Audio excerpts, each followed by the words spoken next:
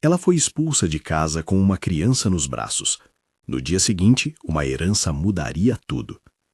A cena entrou na pele de Amanda como uma lâmina fria. O portão bateu com força atrás dela. As vozes dos pais levantaram-se como se empurrassem mais que o corpo dela para fora. Valdir, com a face dura que o tempo e o rancor esculpiram, apontou para a rua como quem assina uma sentença.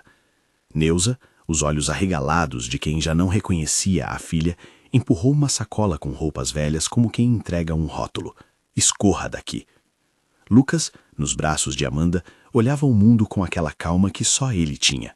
O rosto arredondado, o sorriso fácil, as mãos pequenas que se agarravam à blusa da mãe. Lucas tem síndrome de Down. Isso sempre fez com que Amanda soubesse mais cedo do que o mundo exigia. Cuidado dobrado, passos medidos, defesas inventadas. Vai embora. Não é minha casa. Foi simples. Foi pitoresco de tão frio. Não houve discussão longa. Apenas a decisão já tomada pelos dois que ocupavam a casa antes dela. Amanda empurrou a porta, fechou-a quando um sopro de noite lhe trouxe o cheiro de comida de panela que não mais seria para eles. Levou o filho, a sacola e uma caixa pequena com desenhos, contas vencidas e um bilhete que nem ela lembra hoje o que dizia, porque as memórias daquele momento se enfiaram umas nas outras como papel amassado. Na praça da cidade, a lua não se interessou por ninguém.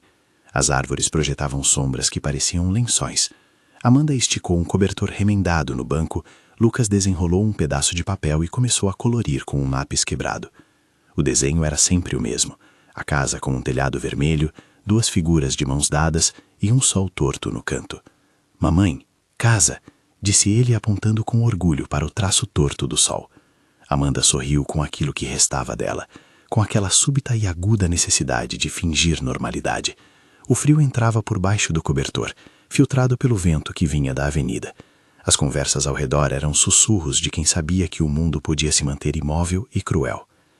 Naquela noite, Lucas teve febre. O corpo pequeno deu sinal do esforço que já fazia só por existir num lugar onde nada parecia planejado para ele. Amanda enrolou toalhas molhadas na testa do filho, conteve o choro com um punho fechado na boca.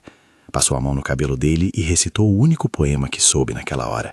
Contar histórias, enumerar cores, nomear as coisas. Azul, verde, mamãe. E assim por diante para que o sono viesse antes que os pensamentos a puxassem para longe.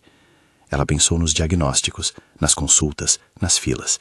Pensou nos olhos de Valdir quando falou, não aguento mais essa responsabilidade. E soube que a expulsão não nascera só do cansaço.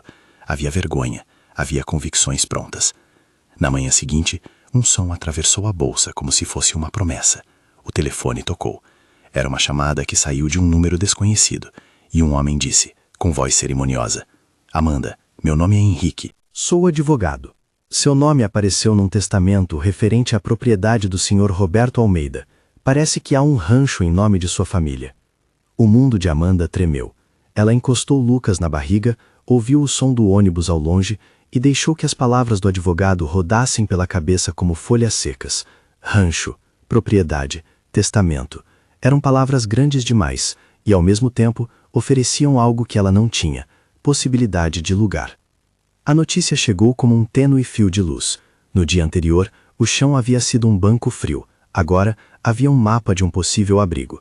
Dr. Henrique explicou que havia um documento assinado por Roberto Almeida, homem que, segundo o advogado, tivera negócios com o pai biológico de Lucas, Ricardo, e que, em testamento, deixara instruções para que determinados bens fossem destinados à família de Ricardo, caso certos pedidos fossem atendidos.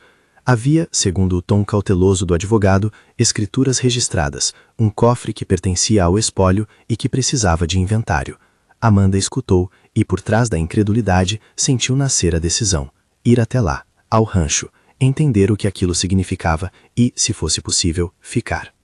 A possibilidade não consertava a humilhação, mas dava um caminho. Amanda ajeitou Lucas no carrinho improvisado, enrolou-o em um casaco que encontrara na sacola, fechou a mochila com seus papéis e foi à procura de ajuda. Na praça, seu Joaquim, um homem de barbearia que via a Amanda desde que ela era criança, ofereceu um envelope com R$ 20, não como esmola, explicou, mas para o ônibus, minha filha. Vai com Deus. Ele não perguntou.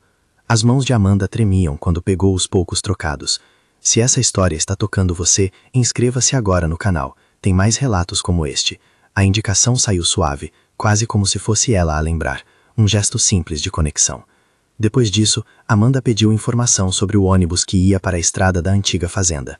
A viagem foi longa em silêncio. A cidade foi ficando para trás e, com ela, as luzes, as promessas de anonimato. O ônibus serpenteou por estradas que cheiravam a terra ainda úmida pela madrugada.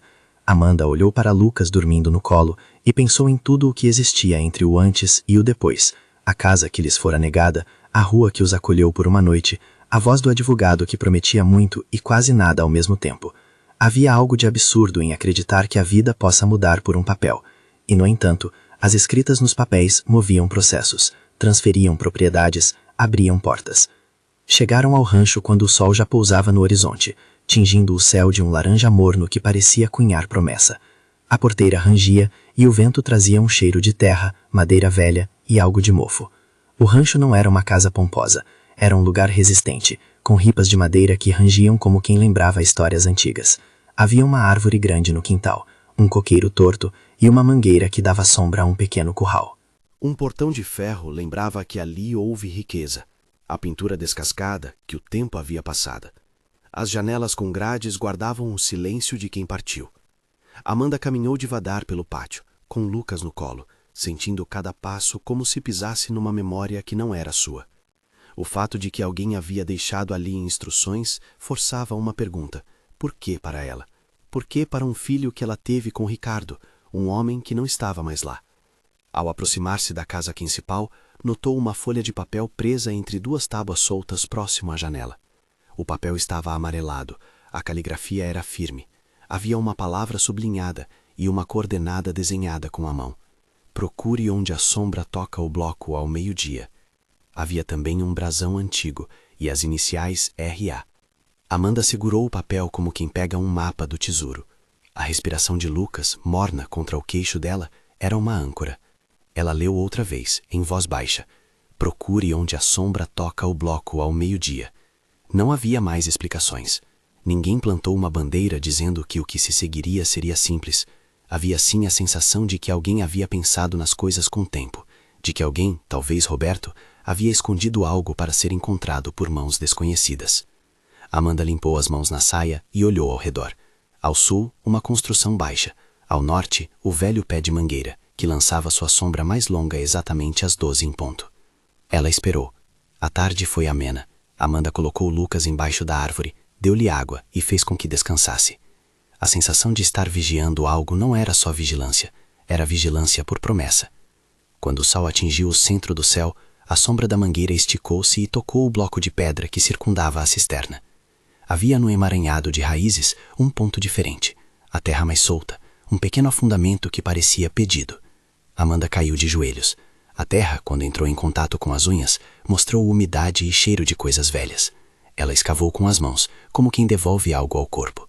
A cada punhado removido, sentia que desfazia nós do passado. Não demorou muito para que a pá bateu num objeto frio. Era uma caixa pequena, de ferro, corroída pelo tempo, mas com vírgulas de tinta vermelha ainda visíveis. Havia uma fechadura simples, sobre ela um cadeado já quebrado. Ao abrir a tampa, Amanda encontrou um envelope trêmulo. Dentro, um mapa, um bilhete e uma chave pequena, delicada, que cintilou quando a luz bateu nela. No bilhete, a letra de Roberto dizia poucas coisas. Para quem procurar com justiça, abra o cofre, mas proteja. Há coisas que não foram minhas apenas para gastar. A frase arrematava com um pedido. Use com cuidado. Amanda segurou a chave e, por um instante, pensou em todas as chaves que a vida já lhe tirara. A chave era pequena, com a marca do banco gravada na metade do corpo.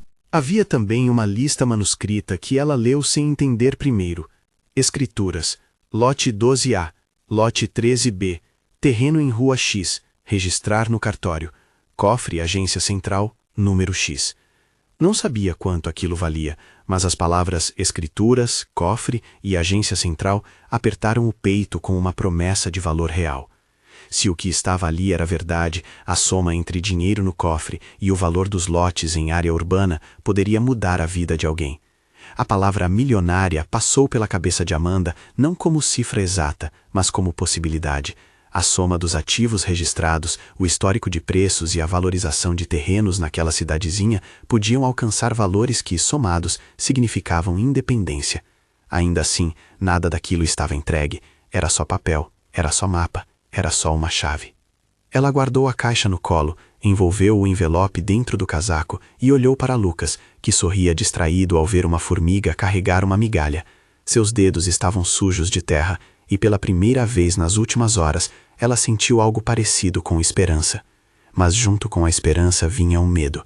Medo de que o barulho daquela descoberta alcançasse outras orelhas, de que pessoas para quem a cidade inclinava a cabeça soubessem que ali havia algo a lhes interessar. Ao voltar para casa, Amanda ouviu outros passos, uma presença no quintal não anunciada. Um homem, moreno, com ar de quem se reconhece dono dos lugares, aproximou-se devagar como quem checa território. Ele sorriu de maneira calculada. Essa propriedade tem dono há muito tempo, disse, como se dissesse algo óbvio. Só que tem gente que esquece. Amanda apertou a caixa contra o peito. O homem olhou para Lucas, para o rolo de papel e para a chave, e ficou um segundo quieto. A cidade inteira sabe quem manda aqui. Não é preciso fazer confusão com o advogado, minha filha. Eu posso ajudar. Havia uma oferta nas palavras dele, uma mão estendida com promessa e uma sombra por trás. Amanda sentiu novamente o peso da escolha, aceitar migalhas para apagar a ferida rápida ou lutar por algo maior, por dignidade e por justiça. Recordou as palavras que sua mãe dizia quando era criança. Minha filha, sua dignidade não está à venda. Era uma frase pequena, martelada, que agora ecoou com outra força. Ela não sabia todos os riscos, mas sabia que vender silêncio por conforto não limparia a humilhação da noite anterior, preencheria apenas o bolso daqueles que nunca perderam nada. Amanda respirou fundo e respondeu com calma que soava mais severa do que ela mesma. Eu vou procurar um advogado. Isso aqui não é para venda. O homem sorriu de novo, agora forçado. Advogado, né? Tem muito advogado que fala bonito e não abre porta. Cuidado com o que você pede. Mas ele recuou. Talvez pelas circunstâncias. Talvez porque ali estivesse uma mulher com um menino e uma chave que poderia abrir mais do que um cofre. Ou talvez porque naquela cidade havia regras subtis de respeito até para o inesperado. Naquela noite, Amanda montou um pequeno abrigo num dos quartos do rancho que ainda tinha uma cama. Lucas deitou com o desenho da casa no braço. Ela prendeu a chave ao pescoço, por baixo da blusa, como se fosse um amuleto. A caixa de ferro foi colocada debaixo da cama, escondida com cuidado. Amanda leu o bilhete de Roberto de novo. A palavra proteger insistia. Ela sabia que a partir dali não se tratava só de vidas individuais. Havia o perigo de algo maior. Documentos que talvez expusessem outros, promessas antigas, relações mal resolvidas sobre quem ficaria com o quê. As comunidades pequenas guardam segredos como quem guarda dinheiro, em silêncio, com jeito de quem passa adiante. Nos dias que se seguiram, Amanda acordou com a sensação de estar vigiada. A cidade voltava ao ritmo de sempre. Padaria, rádio, pessoas que iam à feira. Mas havia um subtexto novo. Olhares que demoravam mais do que deviam, o barulho de carros que passavam mais de uma vez. Amanda procurou abrigos e um pequeno posto de saúde para a consulta de Lucas. Lá, uma enfermeira reconheceu o garoto e sorriu, indicando programas de apoio. Ela recebeu um folheto com orientações, telefones de assistência e nomes de grupos que trabalhavam com inclusão. A burocracia apareceu como um rito. Cópias de certidões, declarações, procurações. Dr. Henrique apareceu algumas horas depois, um homem de fala mansa e pastas cheias. Precisamos certificar a posse até o inventário. Há documentos que exigem registro e é preciso proteger a propriedade para que nada desapareça. Além disso, há um cofre que precisa ser requerido via inventário. Amanda ouviu tudo com a atenção de quem organiza dentro de si a escassez. O advogado explicou de maneira simples o que estava em jogo. As escrituras poderiam valer sozinhas uma quantia considerável, terrenos em área de expansão urbana, registros de benfeitorias que, caso regularizadas, podiam ser negociadas. O cofre, segundo registros preliminares, continha valores e papéis que precisavam ser inventariados em cartório, com testemunhas e perícia. Não é uma fortuna imediata nas mãos, disse ele, mas a soma do que está ali, se confirmada, tem potencial para transformar suas condições. Por isso é importante agir com cautela. Amanda assentiu. Transformar as condições. A expressão acendeu algo dentro dela de responsabilidade, não apenas de consumo. Não era só salário pago por uma noite. Era segurança para Lucas, possibilidade de matrícula em escola inclusiva, acesso a terapias e a estabilidade emocional que permitisse construir uma rotina. Naquela mesma tarde, quando o sol já puxava as sombras longas, Amanda seguiu o mapa até um antigo casebre nos fundos da propriedade. Havia uma parede com marcas, uma palavra em tinta que se apagava. As marcas eram como recados cifrados entre quem sabia e quem precisava saber. Ela encontrou, atrás de uma tábua solta, uma caixa menor com papéis que mencionavam pessoas conhecidas na cidade, nomes que, se associados com as notas e as escrituras, sugeriam negócios esticados por décadas. Havia coisas que cheiravam a denúncias possíveis, contratos antigos, notas de pagamento com datas e assinaturas que não batiam com a situação atual.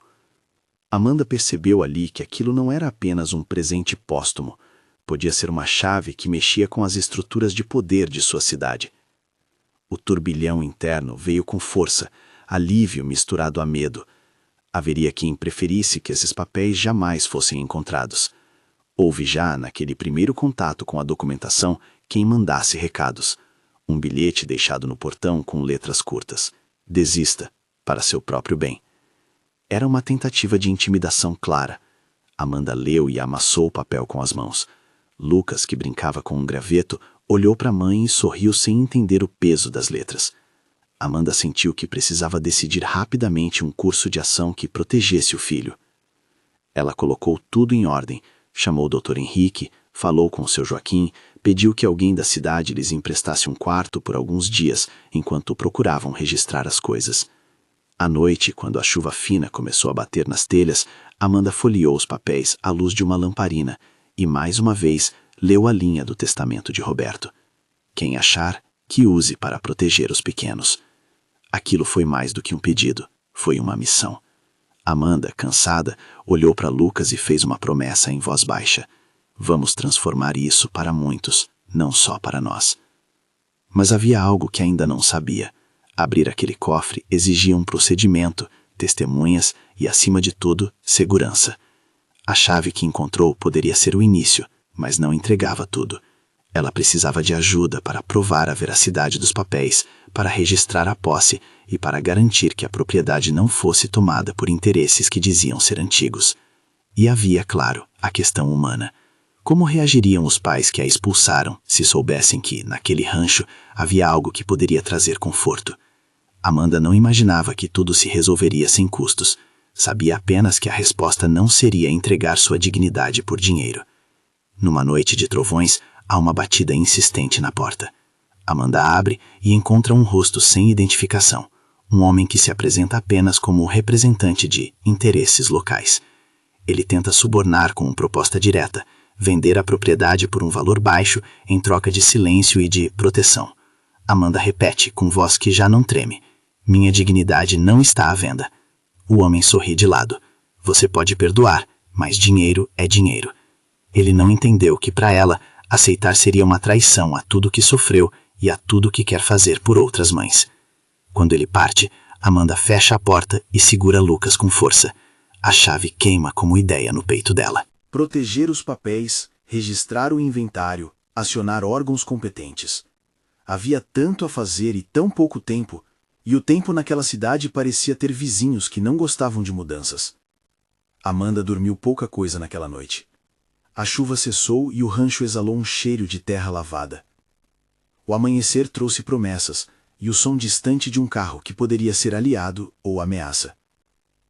Ela não sabia ainda que, ao regressar ao centro para iniciar o processo de inventário, encontraria caminhos que levariam não só à sua liberdade, mas a descoberta sobre roubos antigos, nomes poderosos e uma teia que muitos preferiam manter coberta.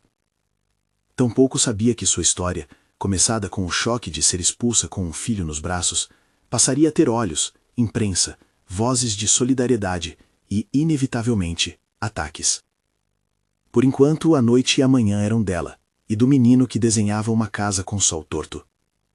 Ela guardou a chave no pescoço, beijou a testa de Lucas e prometeu em voz baixa: amanhã começa a nossa defesa. Amanhã começa a nossa defesa. O dia seguinte abriu como quem tira um peso do ar, claro, frio, e com a promessa de que algo seria posto em movimento. Amanda saiu cedo para a cidade com Lucas, que ia no carrinho, a mão pequena fechada no tecido da sua blusa. O menino parecia achar graça do mundo. Para ele a vida ainda cabia em desenhos. em cores que podiam ser nomeadas e em histórias curtas que a mãe sempre repetia. Amanda queria transformar a descoberta em ferramenta, não em moeda de troca. Havia municipalidades a serem respeitadas, cartórios a serem consultados, um cofre a ser aberto. E, acima de tudo, proteger a presença daquele menino que sorria sem saber do perigo. No fórum, Dr. Henrique encaminhou Amanda ao cartório e organizou uma procuração provisória. Seria necessário requerer a abertura do inventário, avisar a agência bancária responsável pelo cofre e dar início ao registro das escrituras. Temos que formalizar quem é herdeiro e pedir guarda dos bens até o fim do processo, explicou ele em voz baixa, para que Lucas não se assustasse com termos que pareciam grandes demais. Não havia nenhum impulso de riqueza instantânea. Havia procedimento, papelada, testemunhas. Amanda sentiu o sistema funcionar por um dia a seu favor. Havia formalidade que a protegia e normas que, se seguidas, dariam segurança jurídica àquele que encontrara a chave. A agência bancária era antiga, com balcões de madeira e um relógio sobre a parede que marcava as horas com uma precisão quase desumana. Amanda entrou com um advogado e com uma testemunha nomeada pelo cartório. O gerente apertou os documentos e conduziu-os até uma sala mais discreta. Havia naquele recinto o cheio de material de escritório e café velho. A chave de Roberto era pequena e parecia tímida entre tantos papéis. Um oficial de justiça e 2 funcionários seguiram o protocolo. Requisição judicial, inventariante designado, presença de testemunhas independentes. Amanda seguiu cada etapa como se estivesse escrevendo um livro de voz baixa. Quando o cofre foi aberto, a cena ficou suspensa como uma fotografia. Um primeiro saco com envelopes secos e cheios de notas. Depois uma pasta com documentos, contratos e algumas cartas que pareciam mais antigas do que a própria agência. Havia também um envelope com cheques e um volume em espécie, notas guardadas com cuidado, possivelmente fruto de décadas de movimentações. O gerente fez as contagens em voz alta, registradas em ata. O dinheiro em espécie no cofre correspondia, após avaliação contábil preliminar, a cerca de R$260 mil. Amanda segurou o ar como quem evita que ele escape. Não era a quantia que mudaria tudo sozinha, mas era parte do quebra-cabeça. O verdadeiro peso da descoberta veio com a pasta de documentos. Havia escrituras de lotes, lote 12A e 13B, com registros antigos e averbações possíveis. Havia um terreno em Rua X, já com registro de pré-existência para construção.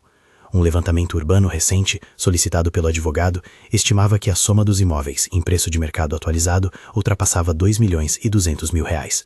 Somando o dinheiro em cofre e a possibilidade de regularização das escrituras, a estimativa conservadora apontava para algo em torno de R$2.460.000. O conceito milionária surgiu naquele cálculo, não pela chegada imediata de notas soltas, mas pela soma dos ativos, da terra valorizada e do potencial econômico ali registrado. Dr. Henrique fez questão de frisar o óbvio. Isso precisa ser inventariado, periciado, e só então teremos um valor oficial, mas a estimativa é robusta.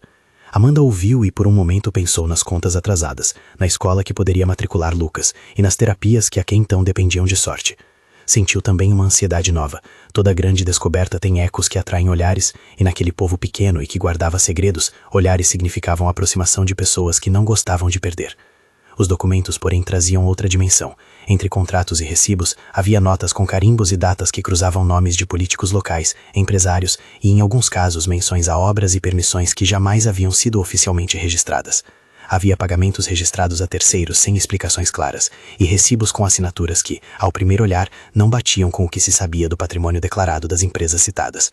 Dr. Henrique, com o rosto fechado, pediu calma. Vamos encaminhar isso para a perícia e para o Ministério Público Federal. Se há irregularidades, precisamos de perícia, não de afirmações públicas.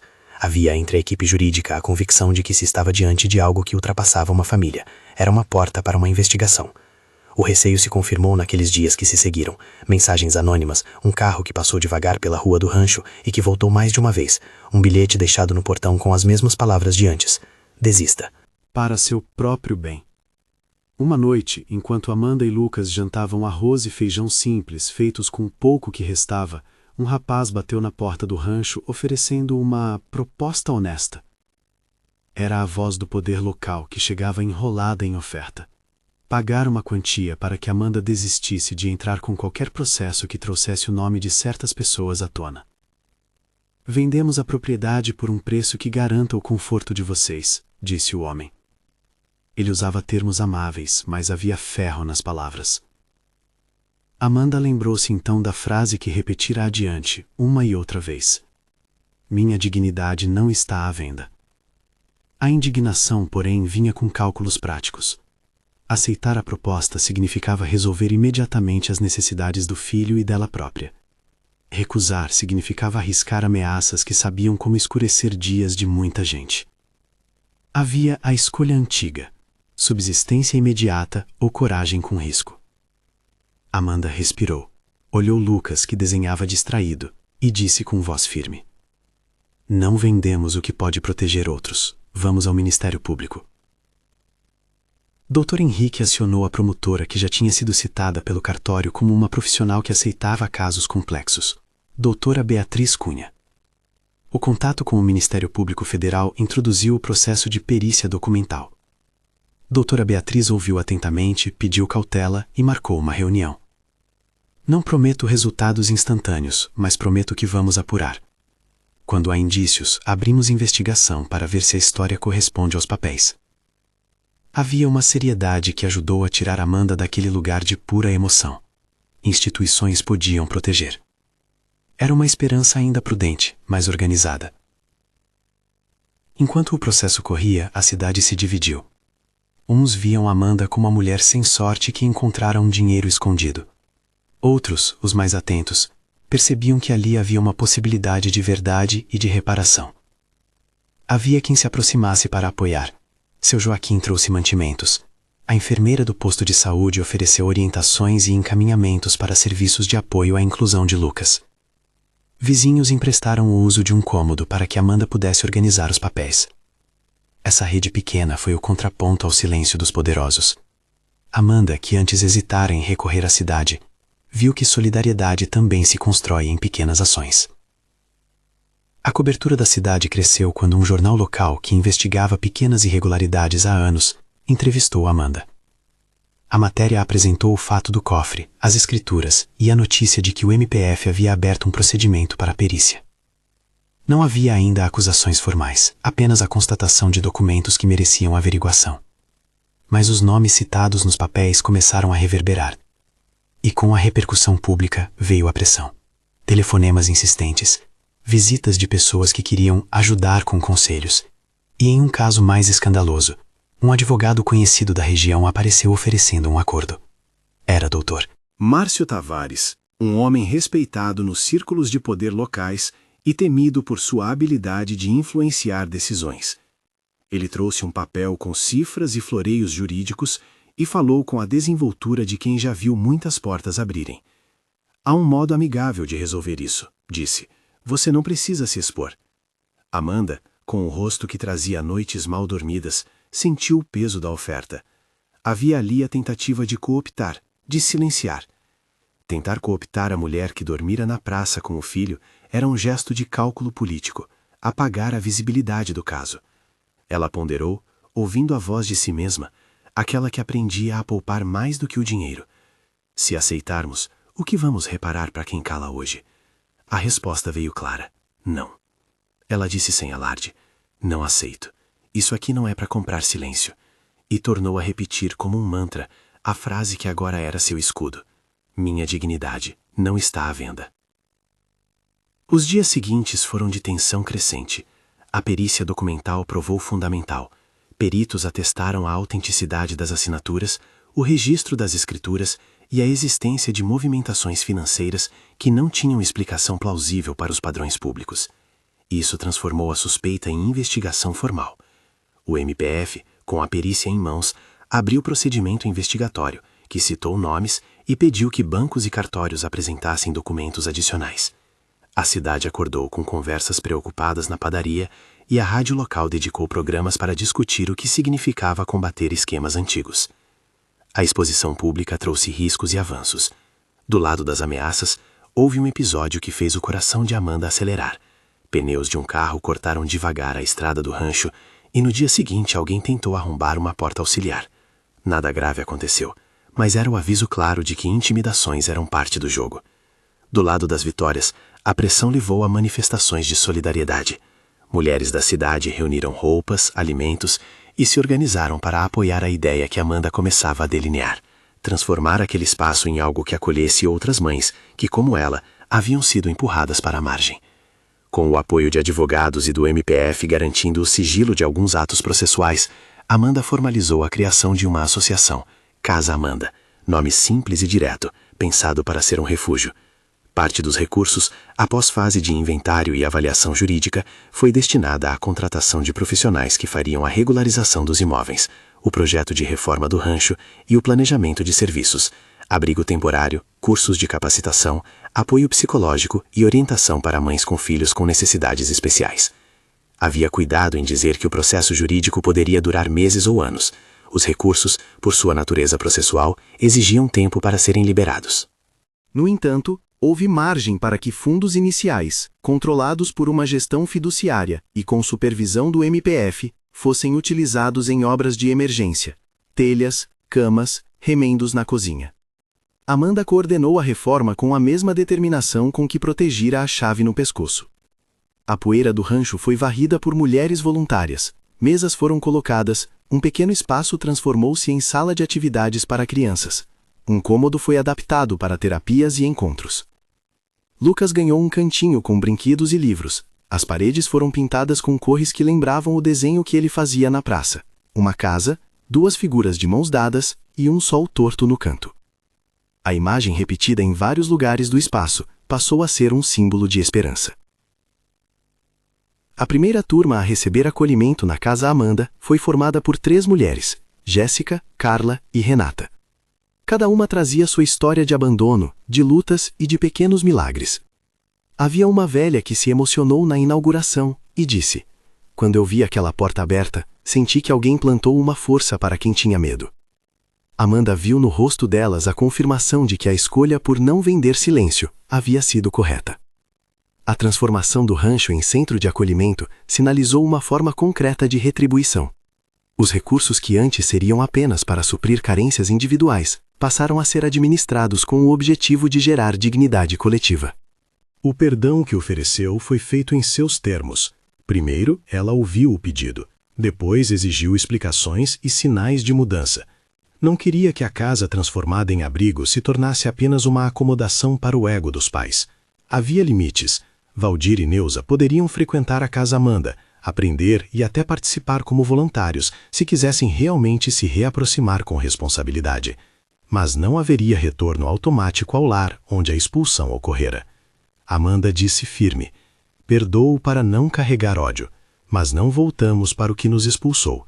Confiança se reconstrói com tempo e atitude." Foi um perdão que priorizou dignidade e segurança. Lucas, por sua vez, recebeu a atenção carinhosa de quem via nele não só a condição de alguém que precisava de cuidado, mas um filho com direito a brinquedos, escola e possibilidades. A mãe lutou para matriculá-lo em uma escola que oferecesse inclusão. Houve conversas, burocracia e muitas vezes enfrentou o preconceito velado. Mas o esforço deu frutos. Lucas entrou numa turma que tinha suporte e profissionais preparados. Ele fez amigos e trouxe um mundo novo para Amanda. Um mundo que não era apenas perigos, mas cores e cantos onde seu desenho do sol torto agora pendurava em muitas paredes.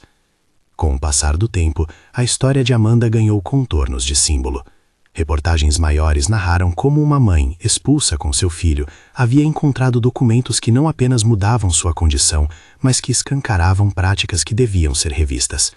Para alguns, Amanda era a protagonista de um conto de reviravolta. Para outros, apenas uma mulher que teve sorte. Para Amanda, a transformação foi mais prática. Era ter autonomia, era decidir o destino do que encontrou. E quando em audiências públicas parlamentares e representantes locais foram chamados a prestar esclarecimentos, ela sentiu que a cidade, antes silenciosa, começava a escutar. Os antagonistas tentaram várias estratégias. Um assessor de um político tentou reescrever narrativas. Empresários locais ameaçaram ações que buscavam desgaste financeiro. Em determinados momentos, houve oferta de acordos que incluíam falsas promessas de proteção e facilidades para a regularização de papéis em troca de silêncio. Amanda viu nesses gestos a repetição do que antes acontecera na própria casa dela. Tentativa de apagar a história pelo preço de quem tem poder. Ela recusou tudo e buscou apoio jurídico. A estratégia foi clara: agir nos tribunais, abrir a verdade em público e não permitir barganhas nas sombras. Quando o processo atingiu uma fase mais pública, com depoimentos e perícias confirmando irregularidades em contratos e registros, alguns dos nomes citados no dossiê enfrentaram consequências administrativas e investigações internas em suas instituições. Não houve naquela época condenações penais finais. Essas dependem de etapas longas e do curso natural da justiça. Mas as investigações mudaram o cenário de impunidade local. Havia nesta nova paisagem a sensação de que ninguém era maior que a evidência. A Casa Amanda cresceu devagar e com pés firmes. Comissões comunitárias ajudaram a administrar recursos e a transparência tornou-se lema. Cada movimento financeiro era registrado e divulgado para a comunidade, para romper o ciclo de opacidade que havia gerado tantas injustiças. Cursos de capacitação ofereciam alternativas de renda. Oficinas para mulheres abordavam o empreendedorismo, culinária e costura. Um pequeno grupo de apoio orientava mães sobre direitos, documentação e como acessar políticas públicas. Lucas, com sua sensibilidade, tornou-se uma referência doce do projeto. Era comum vê-lo acompanhando mães, distribuindo sorrisos e mostrando que inclusão era, antes de tudo, presença. Houve também momentos dolorosos. A exposição pública trouxe julgamentos e comentários maldosos.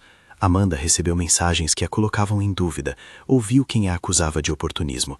Mas para cada crítica havia outra mão estendida. A cidade mostrou que também era feita por gente que acreditava em retidão. O trabalho de reconstrução social exigiu paciência, diplomacia e coragem para não ceder a atalhos. No fechamento daquele ano que começara com um empurrão que os lançou à rua, Amanda fez uma lista do que havia sido conquistado. A documentação em ordem, o inventário em andamento, a Casa Amanda funcionando como abrigo e centro de apoio, Lucas em escola inclusiva e a cidade discutindo práticas que antes passavam em silêncio. Havia também, no balanço, um aprendizado profundo, que dignidade se sustenta com ação e com limites. Na última cena que Amanda guardou para si naquele ano, quando a luz dourou a varanda do rancho reformado, ela sentou com Lucas no colo e olhou o desenho que ele havia feito pela primeira vez. A casa com o telhado vermelho, duas figuras de mãos dadas e o sol torto. A gente fez abrir uma casa de verdade, não é, mamãe? Disse Lucas, com a inocência que sempre o acompanhara. Amanda sorriu e respondeu, com a voz cheia de uma paz que parecia conquistada. Fizemos muito mais do que abrir portas. Criamos um lugar para muita gente ficar de pé. A história de Amanda não terminou com um balcão de dinheiro pronto para gastar. Não houve promessa de cura milagrosa que resolvesse anos de abandono. O que houve foi uma reconstrução sustentada pela lei, por apoio comunitário e por uma decisão ética. A herança, no sentido usado pelas manchetes, foi um instrumento, nem mais, nem menos, que permitiu empilhar possibilidades para muitas vidas, não apenas para a sua. Amanda sabia que o processo jurídico poderia durar, que verdades parciais exigem persistência e que a mudança social pede vigilância constante. Anos depois, a Casa Amanda já possuía programas estruturados, parcerias com escolas e com o Serviço de Saúde Municipal. A ONG havia ampliado o acolhimento e começava a criar redes com outras cidades para replicar a experiência. Amanda, agora reconhecida como coordenadora, caminhava pelos corredores com a naturalidade de quem viu a dor virar propósito. Havia dias em que se lembrava da noite na praça, do cobertor remendado e do bilhete amassado que trouxera na sacola. Essas lembranças não a envergonhavam, eram combustível para não repetir a lógica do silêncio. Quanto aos pais, Valdir e Neuza ficaram à margem do processo de reconstrução afetiva. Perdoados nos termos que Amanda definiu, eles precisaram reconstruir confiança por meio de trabalho concreto, voluntariado, cursos e participação nas atividades da Casa Amanda como forma de reparação. A reconciliação foi possível, mas lenta. Amanda soube que perdoar não significava apagar as feridas, significava sim impedir que o rancor dirigisse as escolhas, mantendo sempre as fronteiras que preservavam a segurança de Lucas e a autonomia dela. O eco da história atravessou a cidade e alcançou outras pessoas. Houve relatos de mulheres que buscaram a Casa Amanda em busca de apoio para lutar por seus direitos. Houve pedidos de orientação jurídica, parcerias com grupos inclusivos e convites para que Amanda falasse em eventos sobre direitos das mães e inclusão. Ela falava com simplicidade, contava que a dignidade não se vende e que há sim maneiras de transformar perdas em algo coletivo. A frase que tantas vezes pronunciara tornou-se slogan, não por vaidade, mas por coerência. Sua dignidade não está à venda. Era repetida como defesa, não como rótulo. No fim, a herança que chegou no dia seguinte ao abandono foi muito mais que um giro temporal ou um acaso romântico do destino. Foi o gatilho que expôs um sistema e permitiu que a lei fosse acionada. Amanda entendeu que a luta não é contra pessoas, mas contra práticas que normalizam a injustiça. E ela escolheu desde o primeiro dia que qualquer ganho seria destinado a criar oportunidades, não para alimentar privilégios. Numa tarde de primavera, sentada numa cadeira da varanda, Amanda observou Lucas correr pelo pátio com outras crianças. Ele ria alto, livre, e ao olhar para o céu, estendeu as mãos como quem queria pegar o sol torto do seu desenho. Amanda sentiu uma gratidão que não era inocente, era dura e trabalhada. Era fruto de noites em claro, de decisões tomadas com o coração e com a cabeça, de escolhas que priorizaram o coletivo e a justiça. Antes de terminar a história que agora você ouviu, Amanda repetiu, talvez para si mesma, talvez para quem estivesse passando. Nunca aceitem que alguém decida por você o que é melhor para sua vida. Sua dignidade não está à venda. E completou olhando para Lucas. E vamos ensinar nossos filhos a serem fortes e gentis ao mesmo tempo. Se essa história tocou você, compartilhe com quem precisa ouvir e deixe nos comentários. Você perdoaria, mas imporia limites? Na descrição há links para organizações que apoiam mães em situação de vulnerabilidade e para quem quer conhecer o trabalho da Casa Amanda.